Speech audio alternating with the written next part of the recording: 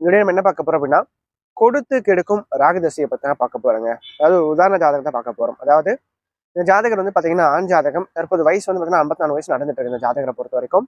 இந்த ஜாதகருக்கு வந்து பாத்தீங்கன்னா மகர லக்னம், லக்னத்திலேயே வந்து குரு நீசம், 4ஆம் இடத்துல செவ்வாய் இருக்கார். அதே மாதிரி 6ஆம் இடத்துல சனியும் கேதுவும் சேர்க்கை பெற்றிருக்காங்க. 8ஆம் இடத்துல சந்திரன் இருக்கார். 10ஆம் இடத்துல புதனும், லாபஸ்தானத்துல சூரியனும், 12ஆம் இடத்துல ராகுவும் சுக்கிரனும் சேர்க்கை பெற்றிருக்காங்க. இந்த ஜாதகரை பொறுத்த வரைக்கும் என்னன்னா, செவ்வாய் தசை நல்ல ஒரு ஏற்றத்தை வாழ்க்கையில கொடுத்துச்சுங்க. 4ஆம் இடத்துல செவ்வாய் வந்து ஆட்சி பெற்றதுனால கண்டிப்பா பொருளாதார ரீதியாக நல்ல முன்னேற்றம் கொடுத்து ரியல் எஸ்டேட் சம்பந்தப்பட்ட நல்ல ஒரு ஏற்றத்தை வாழ்க்கையில ஜாதகர் பார்த்தார். அதே மாதிரி ராகு தசை சுயபுக்தி ஆரம்பித்தோடனே என்ன ஆச்சுன்னா, ராகு தசையில ராகு புக்தி கொடுத்து கெடுத்துச்சு ஏன் அப்படின்னு சொல்லிட்டு பார்க்கலாம்.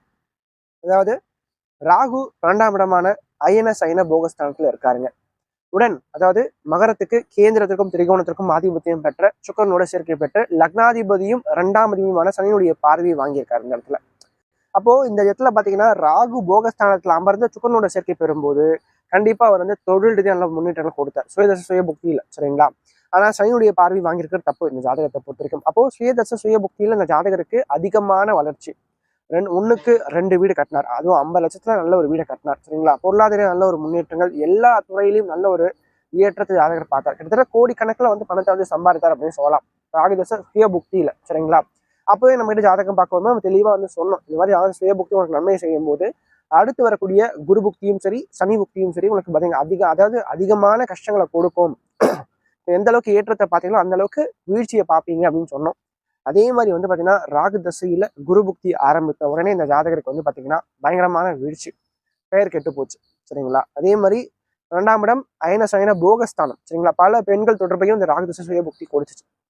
அதனால நிறைய வந்து செல்வத்தை இழந்தார், மதிப்பை இழந்தார், அந்தஸ்தை இழந்தார். அதே மாதிரி குரு நீசம் இந்த ஜாதகத்தை பொறுத்த வரைக்கும் சரிங்களா. ராகுவுக்கு வீடு கொடுத்தவன் நீசம்.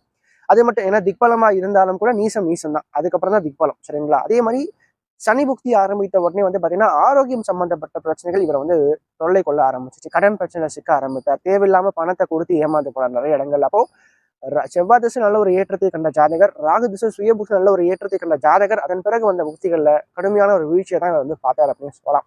அப்ப எப்பவுமே ராகு ஒரு ஜாதகத்துல கொஞ்சம் பலம் இழந்த தன்மையில கெட்டு போய் சனி செவ்வாயினுடைய பார்வையை வாங்கியோ அல்லது சனியுடைய பார்வையை வாங்கி இருக்கும் போது சுயபுக்தி நன்மை செய்யும் போது கண்டிப்பா நம்ம கொஞ்சம் கவனம் நம்ம எடுத்துக்கணும். அடுத்து வரக்கூடிய புக்திகள் வந்து கொஞ்சம் கஷ்டத்தை கொடுக்கும் அப்படின்றத கொஞ்சம் உசாரா நம்ம கவனிச்சு அந்த ஜாதகத்தை அணுகிட்டா அடுத்து வரக்கூடிய புக்தி நம்ம ஈஸியா கடந்து வந்துடலாம் சரிங்களா. நன்றி, வணக்கம்.